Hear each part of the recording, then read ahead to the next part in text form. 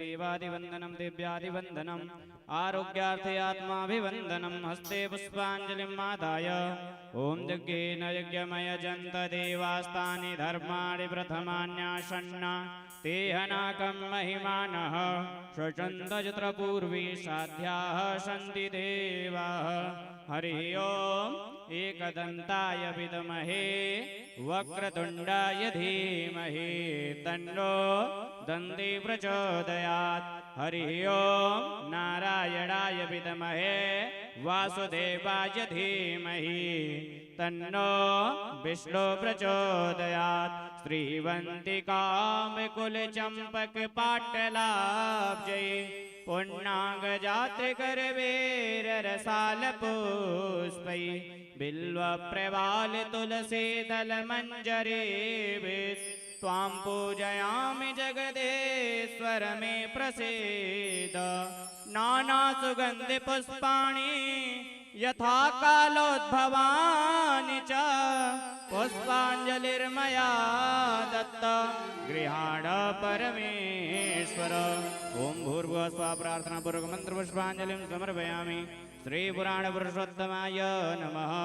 बोलिए श्रीमद्भागवत महापुराण की, बांके बिहारी लाल की, राधा रानी सरकार की, वृंदावन धाम की, यमुना मैया की, शंकर भगवान की, हनुमान जी महाराज की, व्यास जी महाराज की, श्री सुखदेव जी महाराज की, श्री परीक्षित जी महाराज की।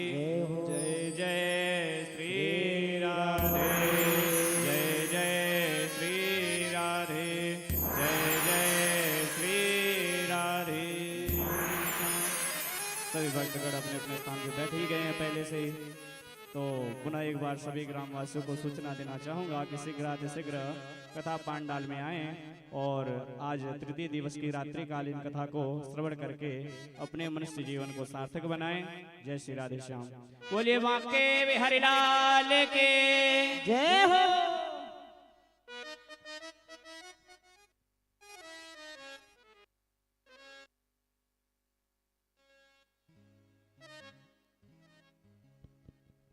श्री राधे राधे राधे, जय श्री राधे।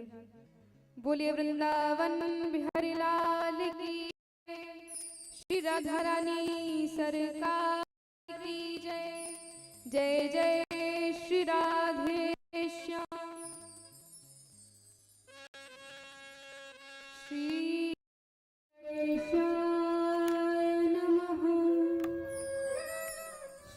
सरस्वते नमः। श्री गुरुचरण कमलेभ्यो नमः। अज्ञानतिमिरान्धस्य ज्ञानाञ्जनशलाकया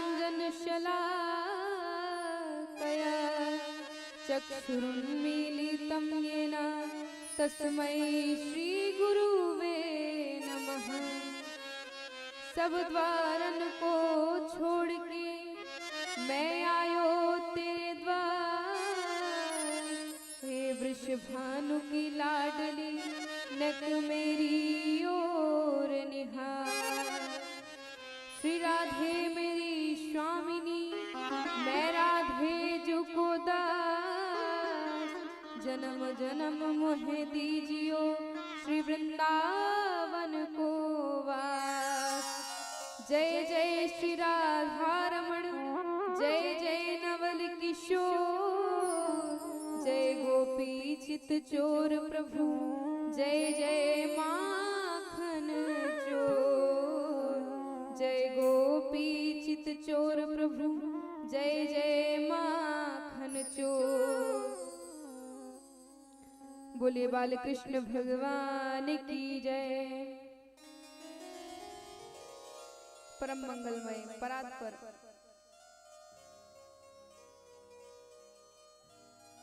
हमारे बांके बिहारी के साक्षात स्वरूप श्रीमद् भागवत महापुराण को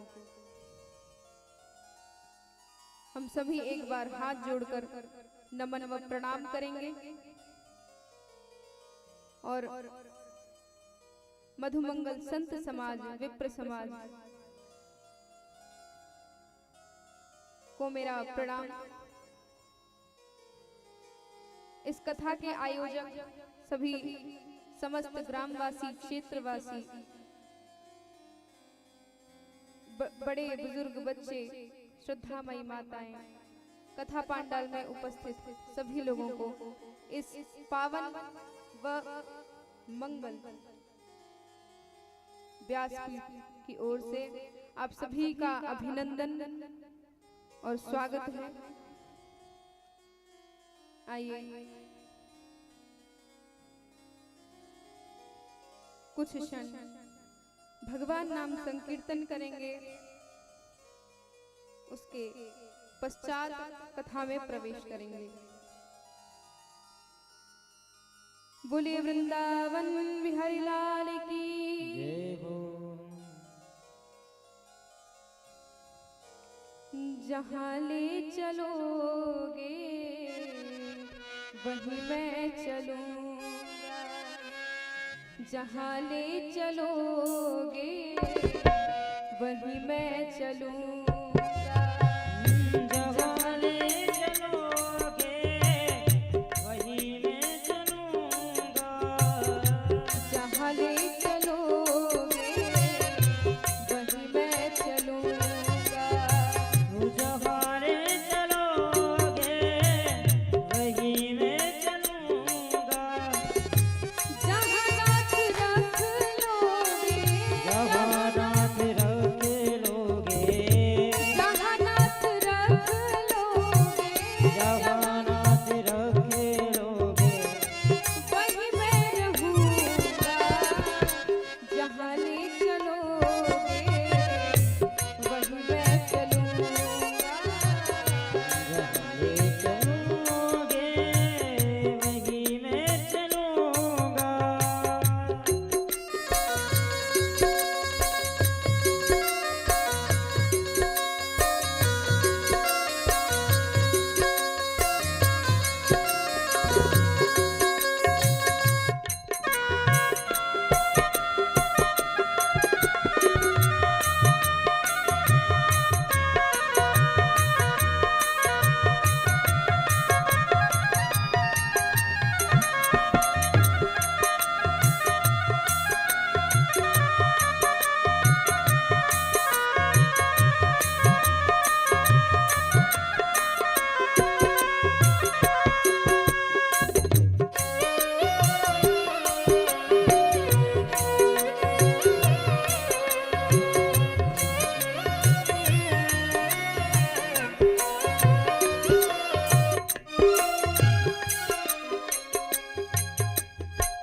ये जीवन समर्पित शरण में तुम्हारे, तुम ही मेरे सर्वस्व, तुम ही प्राण प्यारे, ये जीवन समर्पित शरण में तुम्हारे, तुम ही मेरे सर्वस्व, तुम ही प्राण प्यारे।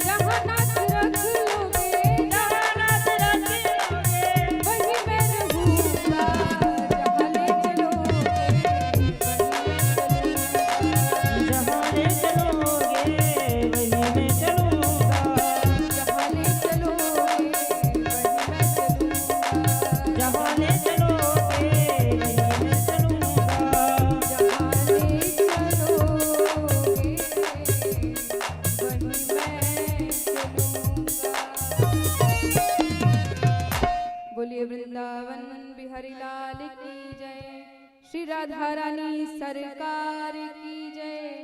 जय जय श्री राधे श्याम।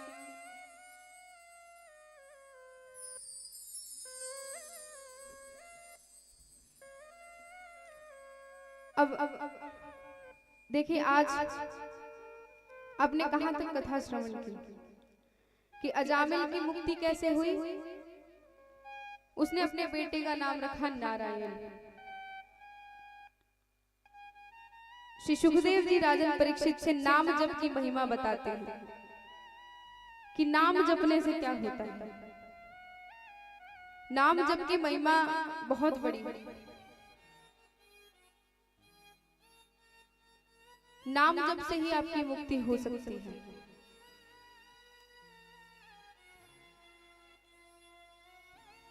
आप चाहे आपके अंदर श्रद्धा हो और चाहे ना हो, अगर आप भगवान का, प्रभु का नाम ले रहे हैं तो उसी से आपका कल्याण होना निश्चित है। जैसे अग्नि होती है ना, आग, अगर चाहे आप जानबूझ के जलो,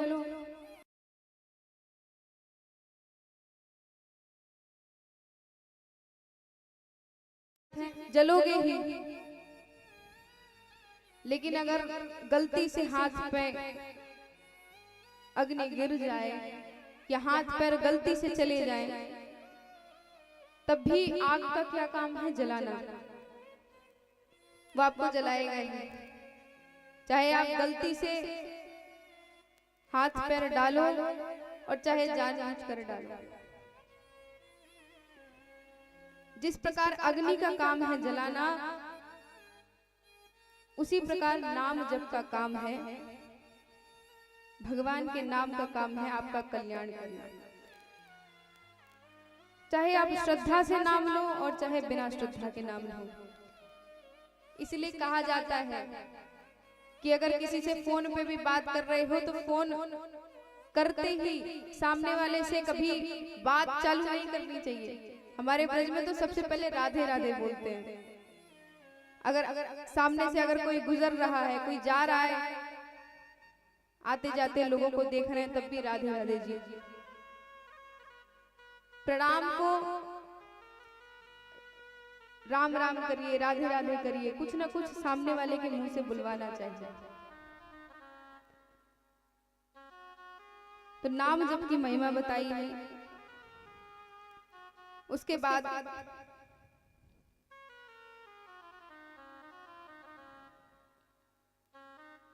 हिरण्याक्ष और हिरण्याकश्यप की कथा आती है।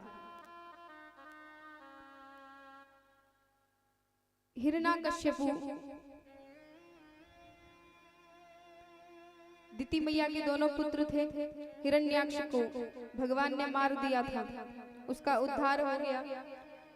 तो हिरण्याकश्यप जो था, अपने भाई का बदला लेने के लिए उसने मद्राचल पर्वत पर जाकर तप किया कई दिनों तक कि भगवान रीझ जाएं वरदान मांगने के लिए कि जैसे ही वरदान मिलेगा तो मैं नारायण से बदला लूंगा। नारायण भगवान से बदला लेने की कोशिश कर रहा था। जानता है कि भगवान को कोई हरा नहीं सकता, भगवान के बराबरी में कैसे पहुंचेगा। लोहे से ही लोहे को काटा जाता है, यानी जब भगवान से ही मुझे वरदान प्राप्त होगा तभी मैं भगवान से युद्ध करने के लायक हूं। तप करने गया मंदराचल पर्वत पर। कई दिनों तक तपस्या करने लगा। उसकी पत्नी का नाम था कयाधु। यहाँ पर कयाधु गर्भवती थी। और जब सभी देवी देवताओं ने देखा, सभी देवताओं ने देखा कि अरे ये हिरण्याकश्यप जो है ये तपस्या को अगर पूरी कर लेगा, अगर इसे वरदान मिल गया ब्रह्मा जी के द्वारा, तब तो बड़ी दिक्कत हो जाएगी महाराज। ये राक्षस है, असुर है, इसके मन में कुछ भी चल रहा हो ये तो सब हर जगह तहस नहस कर देगा।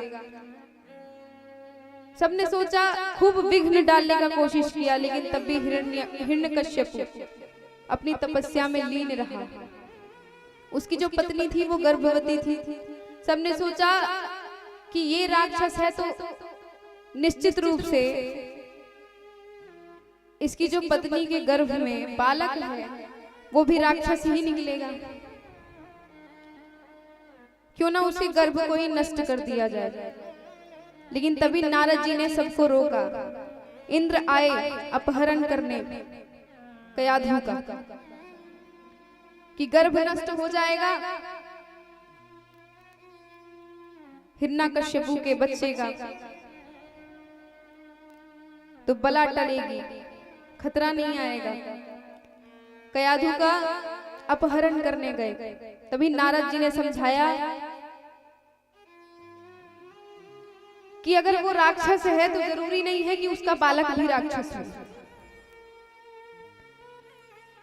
कभी कभी देखा कीजिए कि घर में माँ बाप जो होते हैं कहीं कहीं थोड़े क्रूर स्वभाव के होते हैं,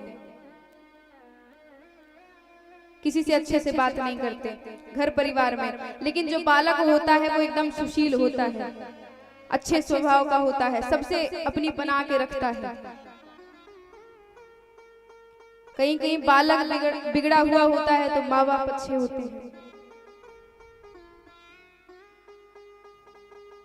तो नारद जी ने सभी को समझाया कि जरूरी नहीं है कि अगर हिरण्यकश्यपु असुर है, राक्षस है, तो उसका पुत्र भी राक्षस ही निकले। सबको समझाने के बाद कयाधु को अपने आश्रम में ले गए। सभी देवताओं से बचाने के लिए अपने आश्रम में ले गए और खूब नाम संकीर्तन सुनाया, कथा श्रवण कराई। संतों का तो काम है हमारा कल्याण करना,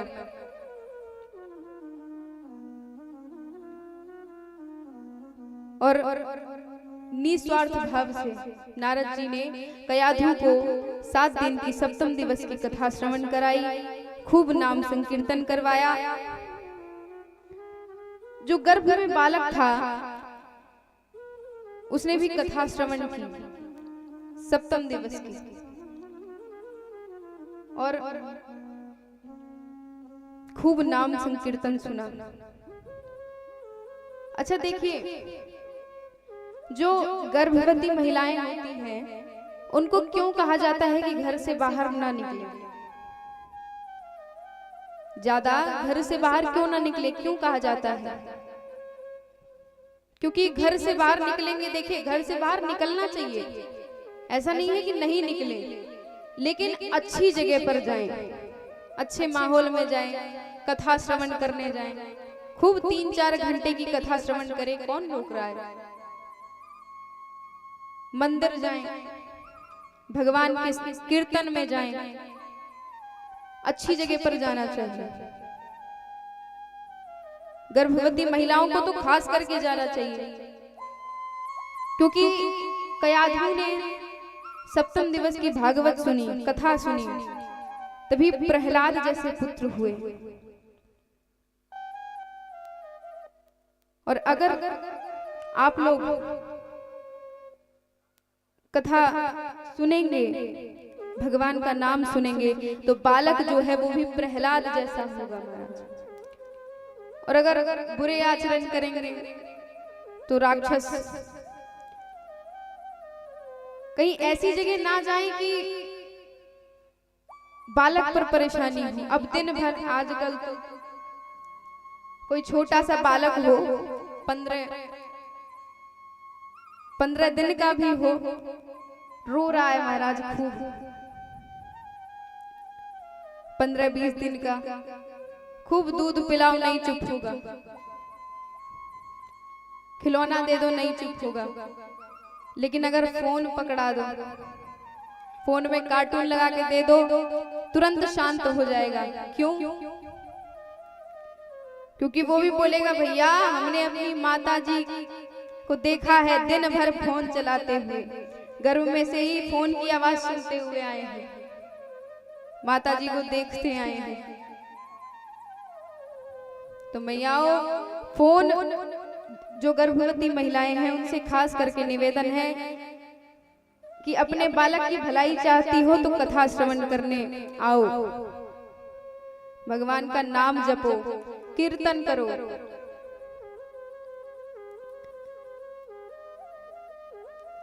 दिन भर फोन में लगी रहती है, रील स्क्रॉल कर रही है। तो अच्छे संगति करवाओगी, जब आप अच्छा काम करोगी तभी बालक पे असर होगा। जब आपने बचपन से सिखाया ही नहीं है बालक को कुछ, तो बाद में परेशानी तो बनेगी। फिर बाद में कहते हैं महाराज बालक ने ऐसा कर दिया, मेरा बेटा ऐसा है, बेटी ऐसी है। बेटी कुछ ही दिनों के बाद माँ बाप की बात नहीं मानते बच्चे, तो शिकायत आती है कि बच्चे ऐसे हो रहे हैं, क्या करें। बचपन से सीख नहीं दी, शिक्षा नहीं दी, तो क्या होगा, यही होना है ना। तो बच्चों को हमेशा अच्छी शिक्षा देनी चाहिए। कयाधु को नारद जी ने सप्तम दिवस की कथा श्रवण कराई। आगे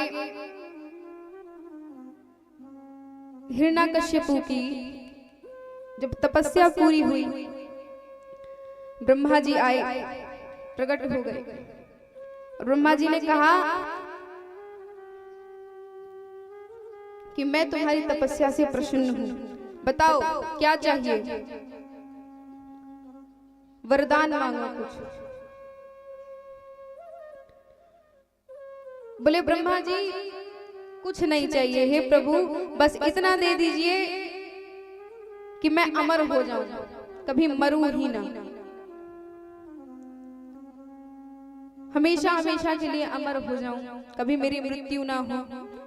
ब्रह्मा जी बोले ना ना ना, ये तो असंभव है, ऐसा तो हो ही नहीं सकता कि तुम अमर हो जाओ। इस संसार में ऐसा कोई व्यक्ति नहीं है जो नहीं मरेगा, तो तुम्हें ये वरदान मैं नहीं दे सकता, कोई और वरदान मांगो। तब महाराज हिरण्यकश्यपु ने कुछ देर सोचा, मन में विचार किया कि ऐसे तो देंगे नहीं, तो वरदान की झाड़ियां लगा दी, वरदान पे वरदान, वरदान पे वरदान मांग लिए। कहा कि ना मैं जल में मरूं, ना मैं थल में मरूं, ना आसमान में मरूं। बोले दिया, जाओ। कहा ना मैं अंदर मरूं, ना बाहर मरूं। बोले ये भी दिया। कहा न दिन में मरूं, न रात में मरूं। बोले ये भी दिया। आगे बोलते हैं कि मैं 12 महीनों में कभी ना मरूं, कभी मेरी मृत्यु ना हो। अंतिम वरदान क्या मांगा कि ना मैं अस्त्र से मरूं, ना शस्त्र से मरूं, और कहा कि ना मैं तुम्हारे बनाए हुए किसी मनुष्य से ना मरूं, ना तुम्हारे बनाए हुए किसी भी जीव से ना मरूं।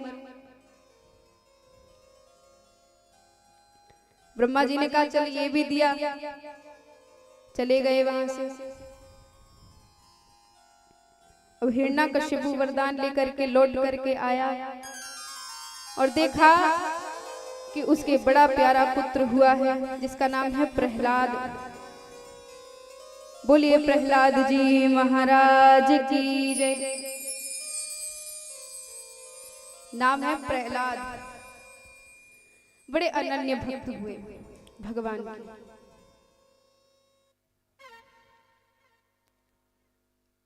असुरों के बीच में जन्म तो हुआ, लेकिन भगवान के बड़े लाडले भक्त हुए हैं प्रहलाद जी, क्योंकि उन्होंने गर्भ अवस्था में ही, जब उनकी मैया गर्भवती थी, गर्भ में थे, तभी से भगवान का नाम सुनते आए हैं, कथा श्रवण करते आए हैं। अब धीरे धीरे प्रहलाद बड़े होने लगे। शुक्राचार्य के पुत्र षण्ड और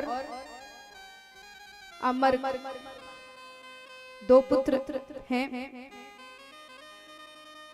जो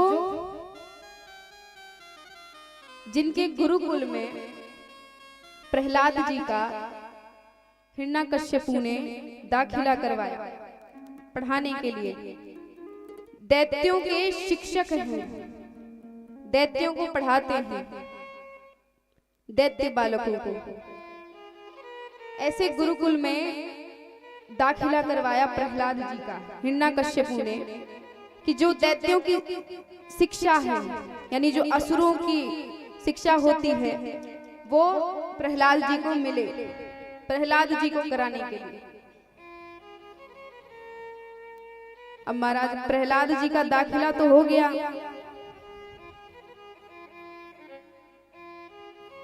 गुरुकुल में पढ़ने जाने लगे।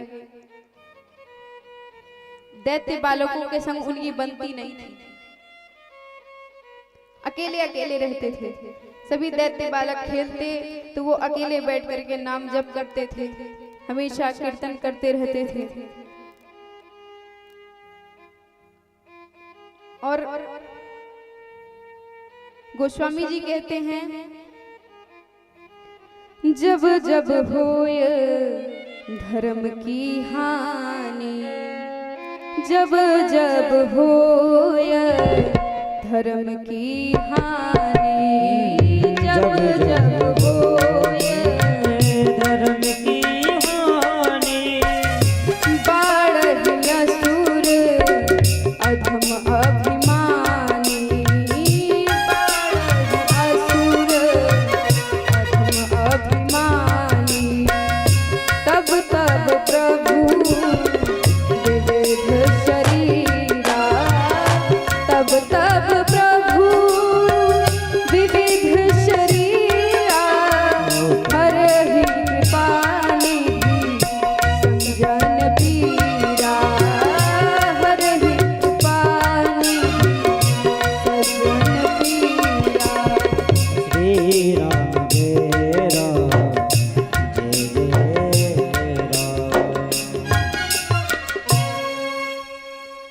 जब जब जब धर्म की हानि होती है, जब जब असुर बढ़ने लगते हैं, असुर का जो अत्याचार है बढ़ने लगता है, तो भगवान का प्रागट्य होता है। और भगवान अपने एक भक्त को भेजते हैं इस धरती पर, कि वो जाकर के सबका कल्याण करे। तो इसलिए प्रहलाद जी को भेजा है भगवान ने, कि प्रहलाद जी ही सबका कल्याण करेंगे। दैत्य बालकों के बीच में अध्ययन विद्या अध्ययन कराने के लिए हिरण्यकश्यपु ने प्रहलाद जी को भेजा। अब प्रहलाद जी का दाखिला तो हो गया, दैत्य बालकों से एकदम अलग अलग रहते हैं। जब सभी दैत्य बालक खेलते हैं, तब वो अपना अलग बैठ करके भगवान का नाम जप करते हैं। उनसे किसी से मतलब नहीं है, कौन क्या कर रहा है, दुनिया कहाँ जा रही है, उन्हें बस अपने भगवान से मतलब है।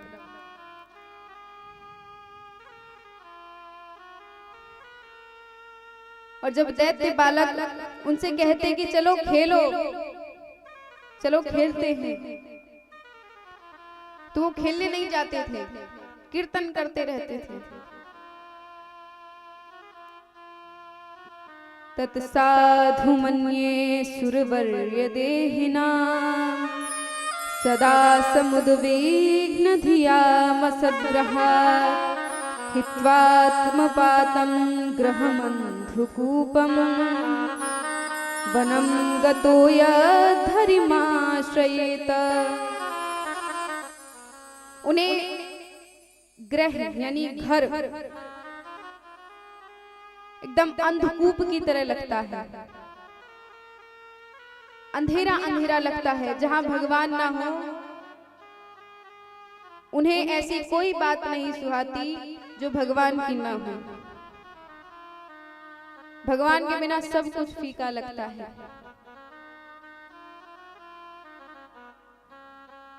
एक बार प्रहलाद जी विद्या अध्ययन करने के बाद घर लौट कर गए। पिताजी ने कहा, बेटा आज तुमने क्या पढ़ा? तो प्रहलाद जी नारायण भगवान की चर्चा करने लगे।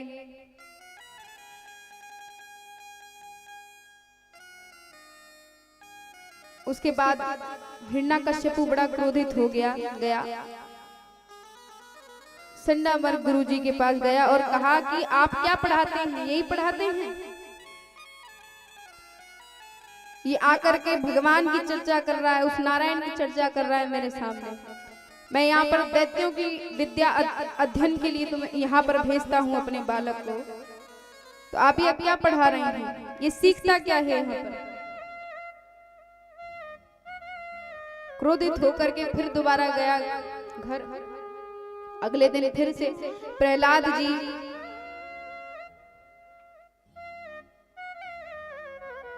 विद्या अध्ययन करके गए। हिरण्यकश्यपु ने अपने गोद में बिठाया प्रहलाद जी को और कहा, बेटा आज तुमने क्या पढ़ा? बोले, पिताजी आज तो हमने 9 दिन की जो पढ़ाई होती है वो एक ही दिन में कर ली। बोले, क्या? श्रवणम कीर्तनम विष्णु स्मरणम पाद सेवनम अर्चनम वंदनम दास्यम सख्यमात्मनिवेदनम। श्रवणम कीर्तनम, नवधा भक्ति के बारे में बताया कि श्रवणम कानों से भगवान का कीर्तन सुना कीजिए, भगवान का कीर्तन सुनना चाहिए। श्रवण पहली भक्ति बताई है श्रवण करना, दूसरी बताई है कीर्तनम यानी कीर्तन करना, कानों से सुनना है। दूसरा कार्य हाथों से कीर्तन करना, मुख से कीर्तन करना है, हाथ से ताली बजानी है, विष्णु भगवान का स्मरण करना है, उनके चरण कमलों का ध्यान करना है नेत्र बंद करके। अर्चनम वंदनम दास्यम, अपने आप को दास मान करके उनकी वंदना करनी है, अर्चना करनी है। नवधा भक्ति के बारे में बताने लगे। इस बार हिरण्यकश्यपु इतना क्रोधित हो गया कि फिर जाकर के डांट लगाई संडामर्ग गुरुजी को और कहा कि अगली बार ऐसा हुआ तो मैं आपको जीवित नहीं छोड़ूंगा। अगर इसने आकर के नारायण की चर्चा की तो अच्छा नहीं होगा। अब प्रहलाद जी विद्यालय में गुरुकुल में बैठे रहते थे।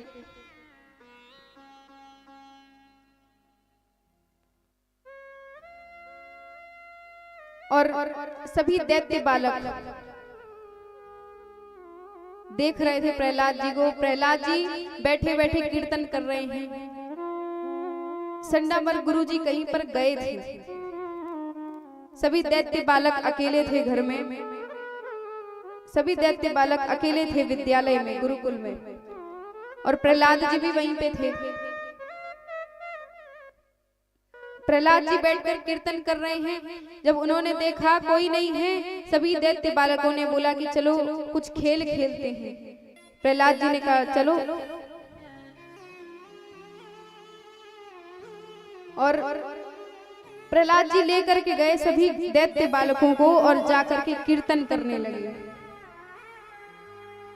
जोर जोर से नारायण भगवान का कीर्तन करने लगे। सभी दैत्य बालक भूल गए कि हम किसकी शिक्षा ले रहे हैं या दैत्य विद्या ले रहे हैं, भूल गए।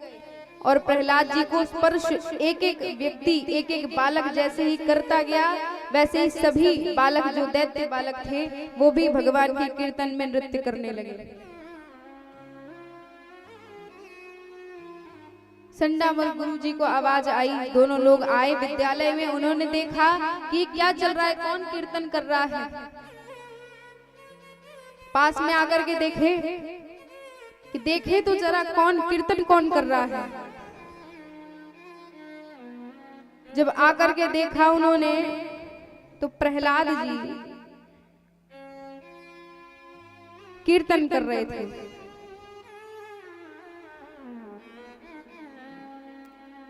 और उन्होंने सोचा कि जाकर के कीर्तन बंद करवा दूं। जैसे ही पास में गए, प्रहलाद जी को स्पर्श करते ही वो भी नाचने लग गए, कीर्तन करने लग गए। सभी दैत्य बालक, गुरु जी, प्रहलाद जी सभी झूमने लगे, भगवान का कीर्तन करने लगे। ठाकुर हमारे रमण बिहारी, हम हैं रमण बिहारी के ठाकुर हमरे रमण बिहारी, हम हैं रमण बिहारी के ठाकुर हमारे रमण बिहारी, हम हैं रमण बिहारी के ठाकुर हमरे रमण बिहारी, हम हैं रमण बिहारी के ठाकुर हमारे रमण बिहारी, हम हैं रमण बिहारी के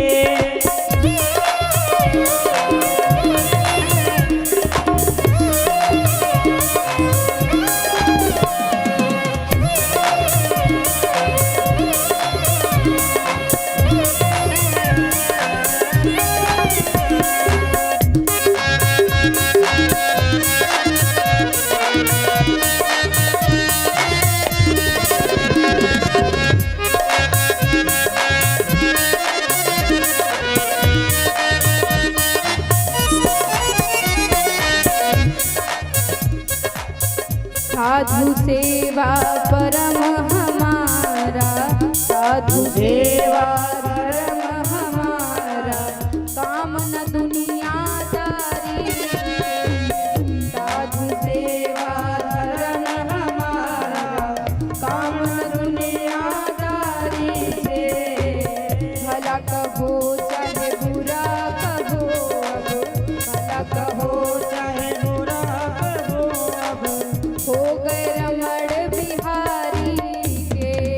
भला कहो या बुरा करो, हो गए रमण बिहारी के ठाकुर हमेरे रमण बिहारी, हमें रमण बिहारी के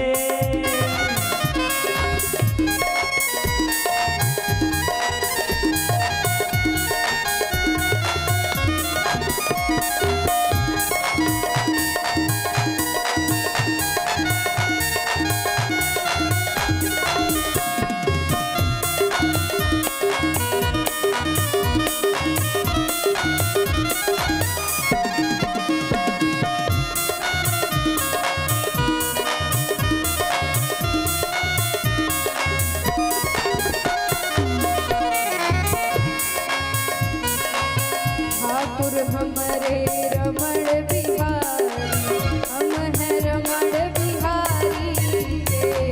ठाकुर हमारे रमण बिहारी, हम हैं रमण बिहारी के ठाकुर हमरे रमण बिहारी, हम हैं रमण बिहारी के। ठाकुर हमारे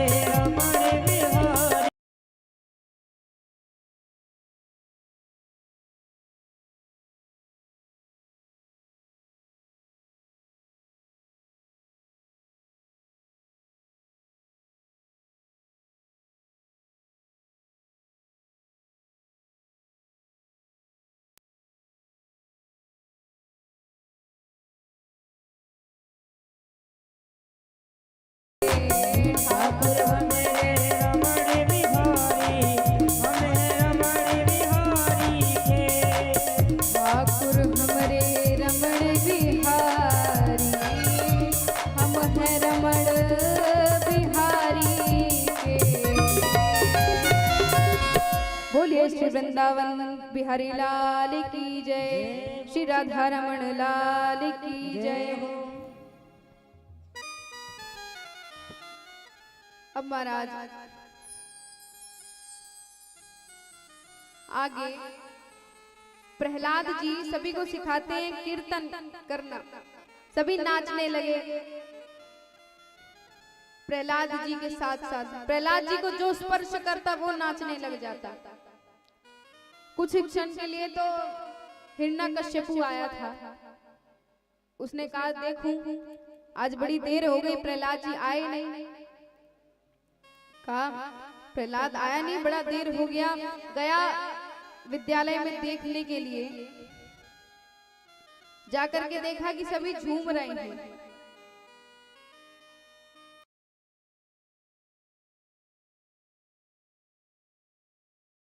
प्रहलाद जी को स्पर्श कर लिया, सभी को रोकने के लिए क्रोधित हो गया। तो जैसे ही स्पर्श किया वो भी कुछ क्षण के लिए झूमने लगा महाराज भगवान के कीर्तन में।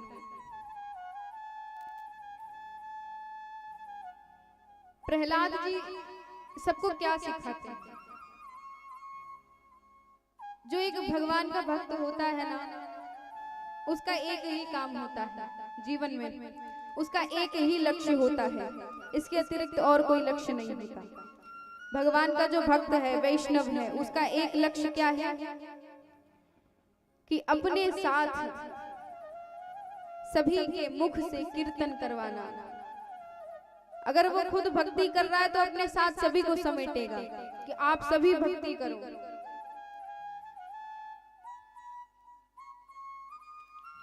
ये कथा क्यों की जाती है, क्यों सुनाई जाती है? क्योंकि अगर हम भजन कर रहे हैं, भगवान के आश्रय में हैं, तो आप सभी भी 7 दिन तक भगवान का नाम लें, आप सभी के जीवन में भी परिवर्तन आए और आप सभी भी कुछ कीर्तन कर सकें। जीवन में कुछ तो करना चाहिए महाराज। इस संसार में हम जितना भी धन कमा रहे हैं, जितने भी कार्य कर रहे हैं, ये धन तो सभी यही रह जाएंगे, लेकिन जो असली धन कमाना है वो कब कमाएंगे? कभी जीवन में समय मिलता है? आप बताइए, अगर सोचें कि फुर्सत में भक्ति करेंगे तो कभी जीवन में समय नहीं मिलेगा। कितना भी कोशिश कर लीजिए, दिन भर किस में जाता है? काम काज में, खाने पीने में, मौज मस्ती में, ऐश करने में पूरा जीवन निकल जाता है। पूरा दिन निकल जाएगा, पता ही नहीं चलेगा। फिर अगले दिन यही सारे कार्य होंगे, फिर दिन निकल जाएगा। भक्ति का कोई समय नहीं होता, भक्ति के लिए समय निकाल ही नहीं पाएंगे। इस कारण ये कथा की जाती है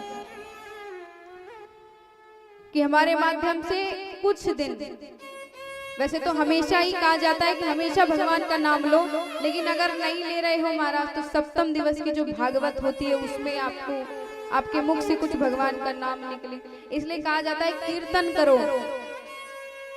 जब लाइट कट जाती है ना तो आप सभी को ताली बजा करके कीर्तन शुरू कर देना चाहिए, ऐसे खाली नहीं बैठना चाहिए।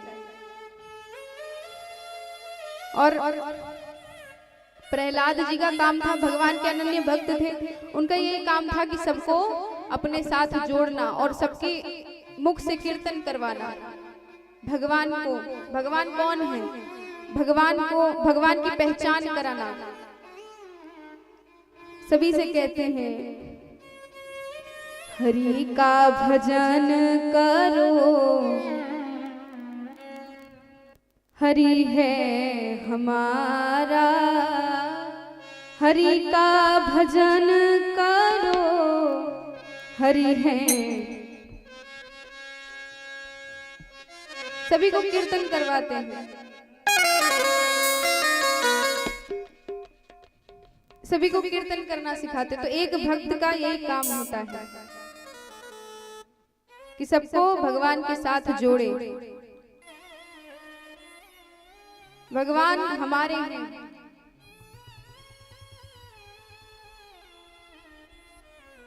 जैसे ही हिरण्यकश्यपु ने देखा, उसे थोड़ी देर बाद याद आया कि अरे यहाँ मैं कीर्तन कर रहा हूँ। तुरंत उसने क्रोध में आकर अपना पैर पूरा जमीन पर पटका, पूरी जमीन हिल गई और सभी शांत हो गए, कीर्तन बंद हो गया। महाराज हिरण्यकश्यपु ने देखा, सभी को फटकार लगाई, सभी को कहा मैं जीवित नहीं छोड़ूंगा तुम सबको। यहाँ पर कीर्तन कर रहे हो खड़े होकर, उस नारायण का नाम जप रहे हो। मैंने यहाँ पर प्रहलाद को भेजा है, किस लिए भेजा है? उसने कई बार कोशिश करवाई थी वैसे प्रहलाद जी को मरवाने की, कि ये नारायण भगवान की भक्ति करता रहता है, ये नारायण की भक्ति करता है। उसे नारायण भगवान से बड़ा द्वेष था, क्योंकि नारायण भगवान ने उसके भाई को मारा था, हिरण्याक्ष को, उसका उद्धार कर दिया था। तो उसने अपनी बहन होलिका को बुलाया।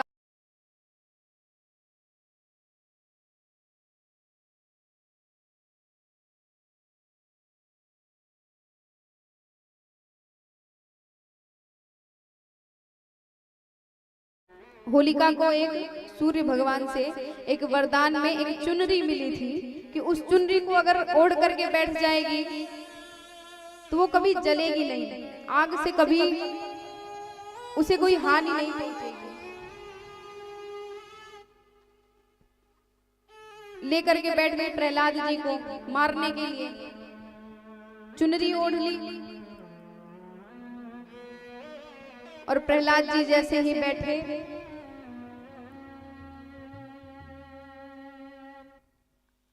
बैठ करके भगवान का नाम लेने लगे। उन्होंने अपने दोनों नेत्र बंद किए और हे नारायण नाम जप करने लगे। अच्छा देखिए, प्रहलाद जी को तो कुछ नहीं हुआ, लेकिन होलिका को वरदान था सूर्य भगवान की तरफ से, एक चुनरी मिली थी वरदान में कि वो चुनरी ओढ़ के बैठेगी तो वो जलेगी नहीं। तो भगवान ऐसा हुआ कि इतनी जोर की हवा का झोंका आया, इतना जोर का कि उसकी जो चुनरी है वो फर करके उड़ गई और तुरंत होलिका जल गई आग में। तुरंत उसकी उसी क्षण मृत्यु हो गई। इसलिए होलिका दहन मनाया जाता है। और प्रहलाद जी को थोड़ी सी भी हानि नहीं हुई। प्रहलाद जी को कुछ कष्ट भगवान ने दिया है। एक भक्त जब भगवान के आश्रय हो जाता है ना, तो उसे भगवान कभी कोई कष्ट नहीं देते। और अगर कष्ट मिल भी रहा है तो भगवान उतनी सहने की क्षमता देते हैं, शक्ति देते हैं कि मेरा भक्त सह सके।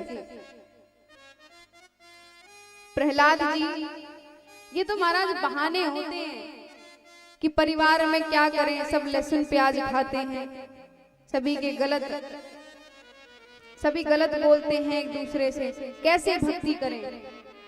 ये एक्सक्यूज जो होते हैं ना महाराज, ये बस एक बहाने हैं कि हमारे परिवार में कोई भक्ति नहीं करता, तो ब्यास जी हम कैसे बताओ भक्ति करें, भगवान का नाम कैसे लें, लड्डू गोपाल जी को कैसे रखें। कोई पूजा ही नहीं करता है, ना करने देता है कोई पूजा। प्रहलाद जी के पीछे कितने लोग पड़े थे, सोचिए। असुरों के बीच में उनका जन्म हुआ था, असुरों की खानदान में। हिरण्यकश्यपु कितना खतरनाक था, प्रहलाद जी को कई बार मारने की कोशिश की, तभी प्रहलाद जी ने नाम जप नहीं छोड़ा। उन्होंने कोई बहाना नहीं लगाया कि भैया मेरे पिताजी हैं, असुर हैं, पूजा पाठ नहीं करते तो मैं कैसे करूं, कभी नहीं कहा ना। तो ये बहाने होते हैं हमारे कि कैसे करूं, भक्ति कैसे करूं।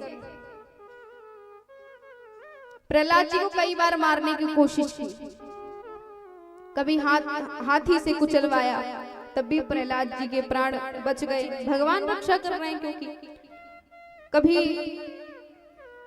खाई में फेंक दिया खूब ऊपर जा करके, खूब ऊंचाई से फेंका कि जमीन पर जब ये गिरे तो इसकी मृत्यु हो जाए। हिरण्यकश्यपु ने सोचा तब भी मृत्यु नहीं हुई, क्योंकि प्रहलाद जी भगवान के भक्त हैं और भगवान अपने भक्त के साथ कभी गलत नहीं करते। जब इन सब चीजों से हार गया हिरण्यकश्यपु, जैसे ही विद्यालय में पहुंचा उसने देखा सभी कीर्तन कर रहे हैं। अपना पैर जोर से उसने जमीन पर मारा, कीर्तन बंद हो गया, सभी शांत हो गए। और हिरण्यकश्यपु तुरंत क्रोध में आकर के बोला कि हमेशा जब देखो तब नारायण नारायण करता रहता है, कहाँ है तेरे नारायण, बता कहाँ पर मिलेंगे तेरे नारायण। आवेश में आकर के उसने कहा कहाँ कहाँ है बता। प्रहलाद से पूछा। प्रहलाद जी ने कहा पिताजी नारायण भगवान की कोई सीमित जगह नहीं है, नारायण भगवान हर जगह है, हर कण कण में है, हर व्यक्ति के अंदर है, सबके हृदय में बैठे रहते हैं। पूरे संसार में हर जगह नारायण भगवान है। कोई भी ऐसी जीव, कोई भी ऐसा जीव, कोई भी ऐसी वस्तु नहीं है जिसमें नारायण भगवान का वास नहीं। तो सामने एक लोहे का खंबा था। हिरण्यकश्यपु ने बोला कि ये बता कि इसमें भी तेरे नारायण भगवान हैं। बोले हाँ बिल्कुल, हर कण कण में है नारायण भगवान। तुरंत ही उसने हिरण्यकश्यपु ने खंभे में, जो सामने लोहे का खंभा था, उसमें एक लात जोर से खींच करके मारी। तुरंत नरसिंह भगवान प्रकट हुए। नारायण भगवान नरसिंह भगवान का रूप लेकर प्रकट हुए। बोले नरसिंह भगवान की जय हो।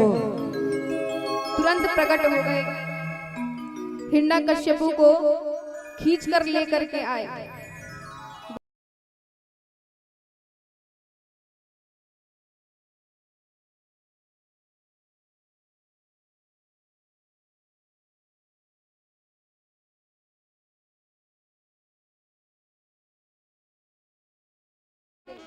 बोले आओ शुरू करते हैं, बैठो। बिठाया, अपने गोद में लिटा लिया और बोले अब कहो क्या क्या वरदान थे तुम्हें।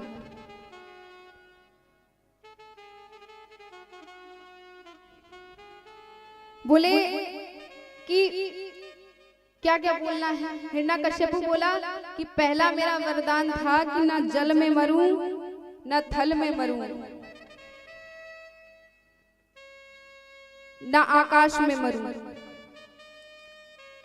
तो बोले ना तू जल में है ना थल में है,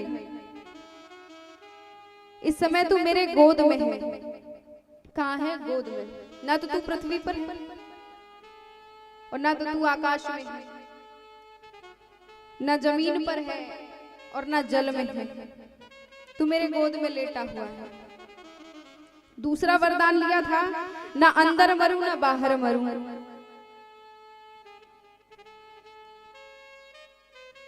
तो कहा कि ना तू अंदर है ना बाहर है, तू इस समय कहां बैठा है? देहली पर, द्वार पर। तू इस समय द्वार पर है। तीसरा वरदान था कि ना मैं दिन में मरूं ना रात में मरूं। तो बोले ना तो ये दिन है ना रात है, यह है शयन काल का समय। ना इस समय दिन कहा जाता है ना रात्रि कही जाती है। बोले चौथा वरदान क्या था कि ना मैं नर से मरूं ना नारी से मरूं ना पशु से मरूं। अच्छा, ना तो भगवान नर है ना नारी है और ना पशु है। समझ में ही नहीं आ रहा है। जब हिरण्यकश्यपु ने अपना मुख उठा करके देखा महाराज, तो मुंह जो है वो शेर का है और पूरा शरीर मानव का है, नाखून शेर के हैं। समझ ही में नहीं आ रहा है कि नर है, नारी है कि पशु है, कौन है। पांचवा वरदान क्या था कि ब्रह्मा के बनाए हुए किसी जीव से ना मरूं।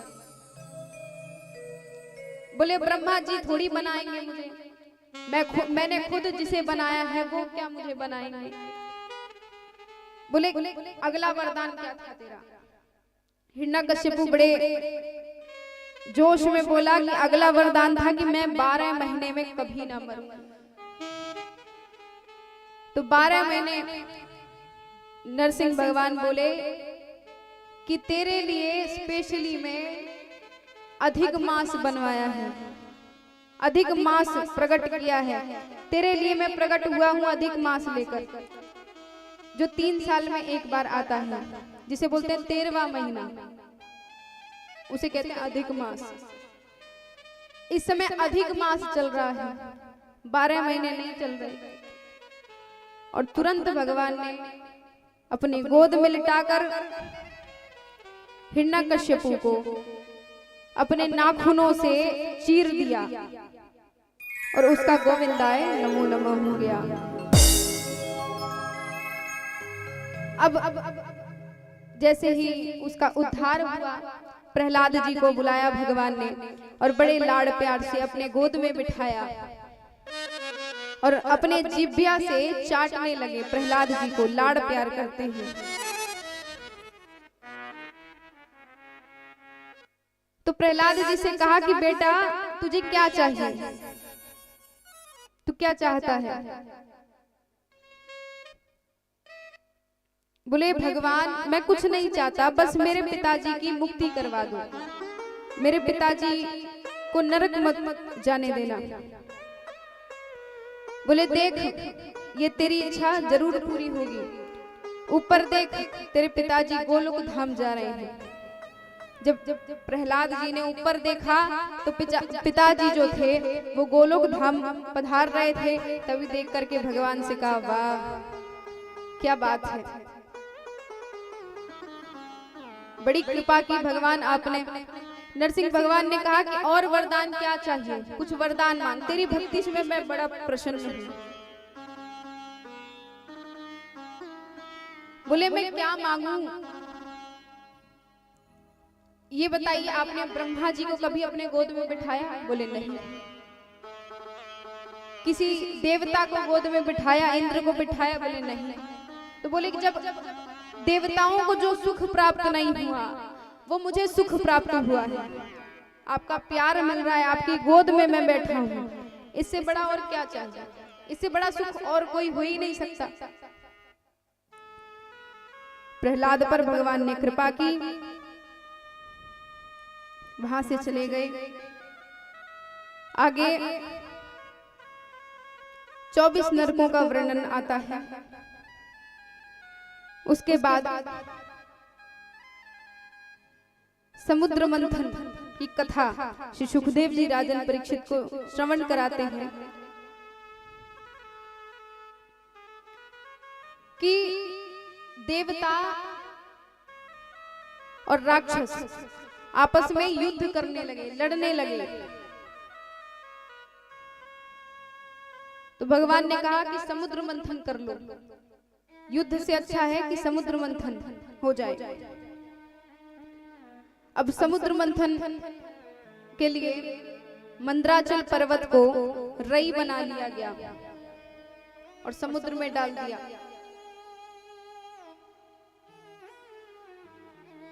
और जो वासुकी जो नाग था उसे रस्सी बना लिया और पर्वत में लपेट करके उसे समुद्र मंथन के लिए लपेट लिया। वासुकी नाग को रस्सी के रूप में। और जब समुद्र मंथन होने लगा तो जो पर्वत है मंदराचल पर्वत वो धीरे धीरे समुद्र में जाने लगा। तो भगवान खुद स्वयं ही कछुआ का रूप धारण करके, कच्छप रूप का धारण करके भगवान प्रकट हो गए। बोलिए कच्छप भगवान की जय। प्रकट हो गए और उन्होंने अपने पीठ पर, जो कछुआ का पीठ होता है ना बड़ा ठोस होता है, तो भगवान ने अपने पीठ पर उस पूरे मंदराचल पर्वत को धारण कर लिया। पूरा भार जो है वो अपने पीठ पर ले लिया। इसके बाद महाराज समुद्र मंथन हुआ।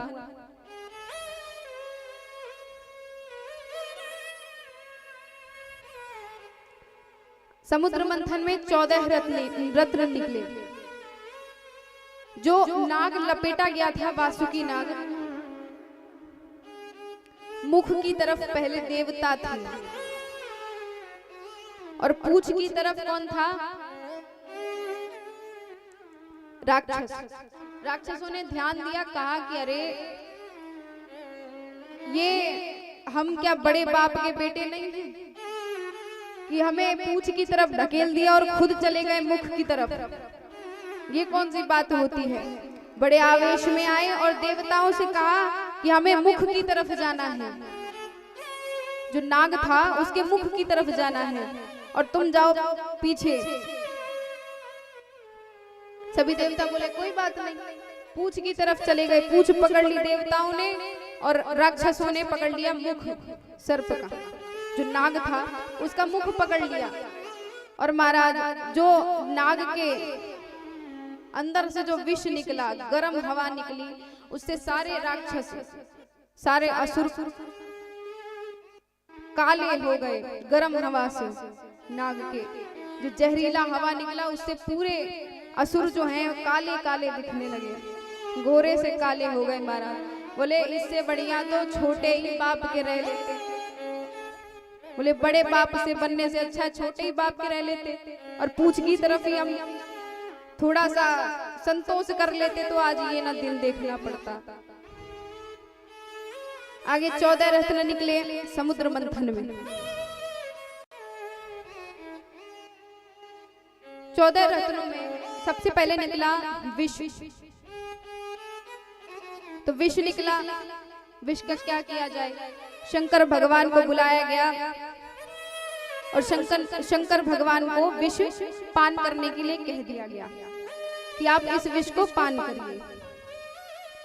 भगवान का जो कंठ है वो गोरा है, अभी तक तो गोरा है।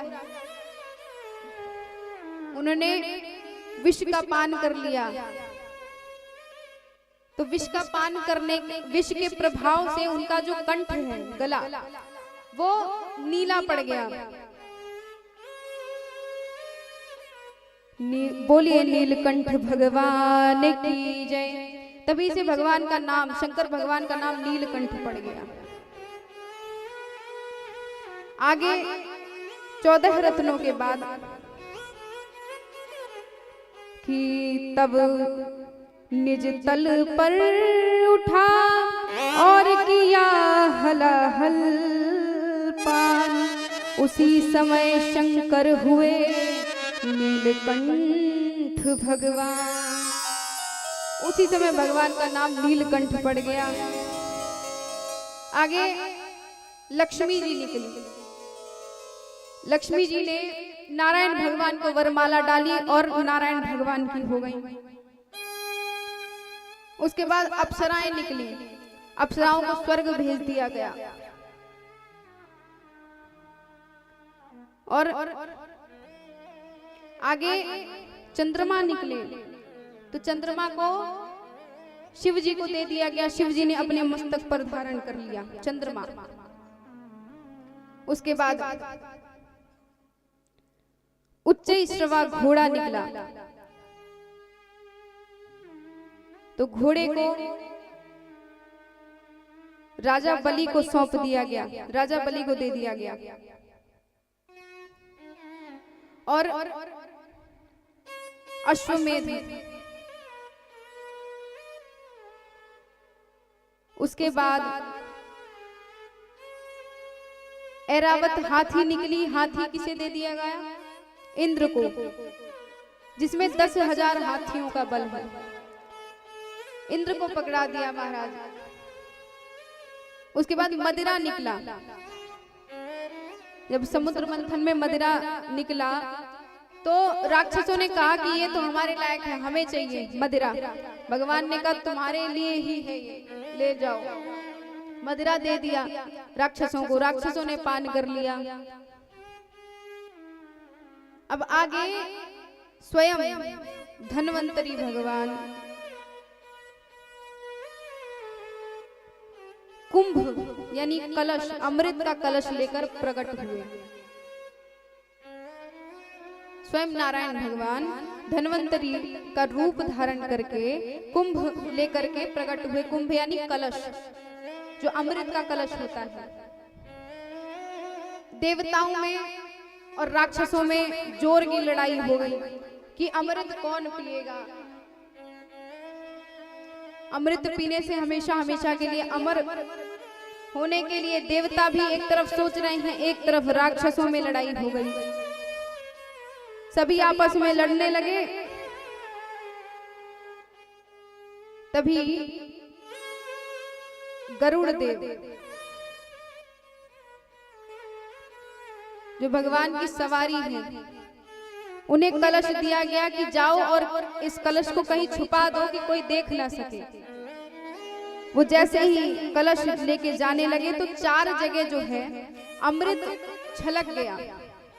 उस कलश में से लेके भाग रहे थे और उसमें से जो अमृत छलका 4 जगह छलका, इसलिए वहां पर कुंभ लगता है। 4 जगह कौन कौन से हैं? पहला है हरिद्वार, दूसरा है नासिक, प्रयागराज और उज्जैन। 4 ये जगह हैं जहां पर अमृत के कलश में से थोड़ा कुछ बूंदें छलक गई, इस वजह से वहां पर कुंभ लगता है। और इस समय तो महाराज महाकुंभ, महापूर्ण कुंभ है, 144 साल बाद है। कहाँ? प्रयाग में लगा हुआ है। आप सभी जा रहे हैं कि नहीं वैसे स्नान करने के लिए? ये हमारी, आपको पता है, ये हमारी जो 2 पीढ़ियां हैं ना आगे की, वो भी नहीं देख पाएंगी इस कुंभ को। और जो हमारी 2 पीढ़ियां निकल गई, हमारे जो दादाजी हैं, परदादा हैं, उन्होंने भी नहीं देखी होगी। 144 साल बाद आ रहा है। और कहाँ आजकल आप सोचे मन में कि अरे भैया 144 साल तो है, देख लेगी हमारी पीढ़ी। तो इतने उम्र नहीं होते आजकल, 60 में ही निपट जाओगे, पता भी नहीं चलेगा। पता चले 30 में ही निपट गए। तो इस वजह से फिर चले जाना, बहुत अच्छा अवसर मिला है। 144 साल बाद महापूर्ण कुंभ लगा है प्रयाग में। बार बार अवसर नहीं मिलता, अपने जीवन में एक बार मिला है, तो जाओ और स्नान करके अपने जीवन को धन्य बनाओ। तो 4 जगह जो है अमृत छलका, तो चारों जगह कुंभ लगने लगा। तब भगवान ने मोहिनी रूप धारण करके जो है सभी दैत्यों को आकर्षित कर लिया और सभी देवताओं को अमृत का पान करा दिया। उसके बाद अच्छा, सभी देवता जो हैं, मोहिनी रूप कितना सुंदर है। भगवान जो है नारायण भगवान स्वयं मोहिनी रूप लेकर प्रकट हुए हैं। इतने सुंदर लग रहे हैं महाराज की कोई अप्सरा फेल हो उनके सामने। हो तेरी मंद मंद मुस्कनिया पे, तेरी मंद मंद मुस्कनिया पे, बलिहार प्यारे जू, बलिहार प्यारे जू। तेरी मंद मंद मुस्कनिया पे, तेरी मंद मंद मुस्कनिया पे, बलिहार प्यारे जू, बलिहार प्यारे जू, बलिहार प्यारे जू, बलिहार प्यारे जू। तेरी मंद मंद मुस्कनिया पे, तेरी मंद मंद मुस्कनिया पे, बलिहार प्यारे जू, बलिहार प्यारे जू।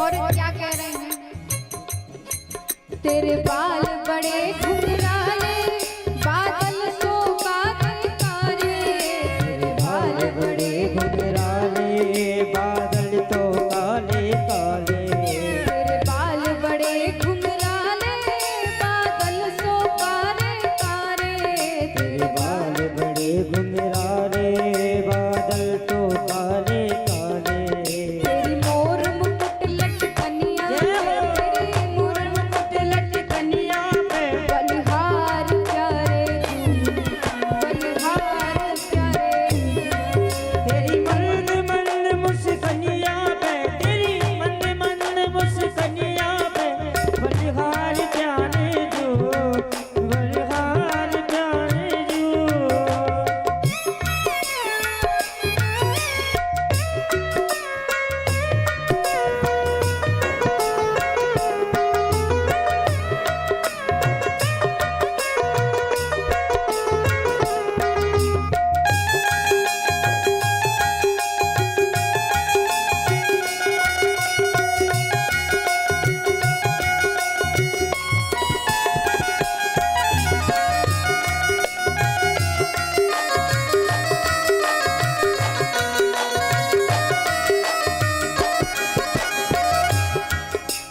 तेरे संग में राधा रानी लगती है सबसे प्यारी तेरे संग में राधा प्यारी लगती है सबसे न्यारी तेरे संग में राधा प्यारी लगती है सबसे प्यारी तेरे संग में राधा प्यारी लगती है सबसे न्यारी इस युगल छवि पे मैं जाऊं इस युगल छवि पे मैं जाऊं बलिहार बलिहार प्यारे तेरी मंद मंद मुस्कनिया पे तेरी मंद मंद मुस्कनिया पे बलिहार प्यारे जो बलिहार प्यारे जो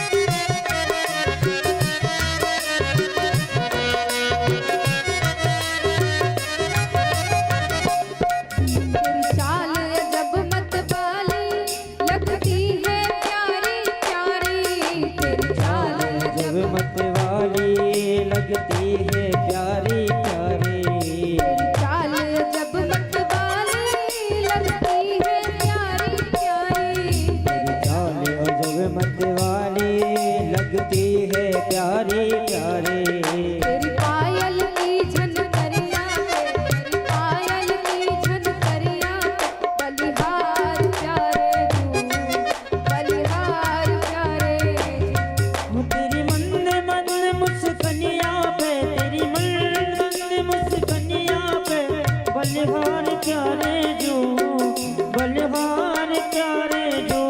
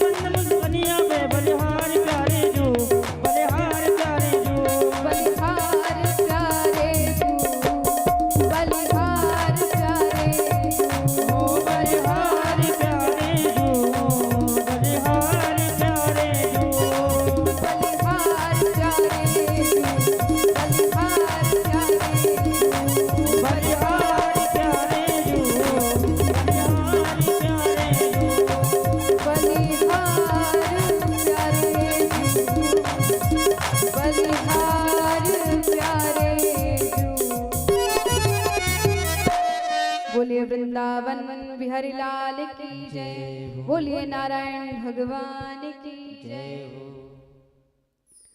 अब महाराज सभी देवताओं को मोहिनी रूप धारण करके नारायण भगवान ने अमृत का पान कराया, सभी दैत्यों को आकर्षित कर लिया।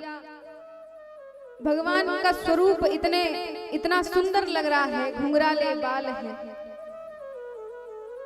मटकते हुए चल रहे हैं, मतवाली चाल है। सभी स्वरूप देख करके सभी दैत्यों का मन फिसल गया, आकर्षित हो गए और भूल गए कि हमें अमृत भी पान करना है। अमृत पान करने के बाद सभी देवताओं ने राक्षसों को मार डाला, सभी राक्षस मर गए। उसके बाद जब सभी राक्षस मरने लगे तब शुक्राचार्य जी को बड़ी टेंशन हुई कि अब क्या हो। राजा बलि से कहा, अच्छा राजा बलि के जो गुरु हैं वो हैं शुक्राचार्य जी। शुक्राचार्य जी को एक ही विद्या आती है, कौन सी? मृत संजीवनी। एक ही विद्या आती है कि जो मर गया हो, मरे हुए व्यक्ति को दोबारा जिंदा करना, दोबारा जीवित कर सकते हैं, वही विद्या आती है उन्हें। सभी दैत्यों को पुनः जीवित कर दिया।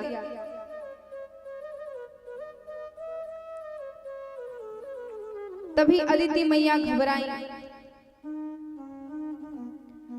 शुक्राचार्य जो है उन्होंने राजा बलि से कहा कि बेटा अगर तुम इंद्र की जो गद्दी है वो चाहते हो, देवताओं को हराना चाहते हो, तो एक ही कार्य करो। क्या? बोले ब्राह्मणों का चरण पकड़ लो। जो भगवान की सबसे बड़ी कमजोरी है वो क्या है? ब्राह्मण। बोले ब्राह्मणों का चरण पकड़ लो, अगर ब्राह्मणों ने आशीर्वाद दे दिया तब तुम्हारी नैया पार है, इंद्र की गद्दी तुम्हें मिल जाएगी। ब्राह्मणों ने आशीर्वाद दे दिया, ये समझो कि तुम कुछ भी कर सकते हो। अब राजा बलि को कहा सिर्फ एक ही आश्रय लो, अगर नारायण को हराना हो, भगवान को अगर हराना हो तो एक ही कार्य करो कि ब्राह्मणों के चरण पकड़ लो। अब महाराज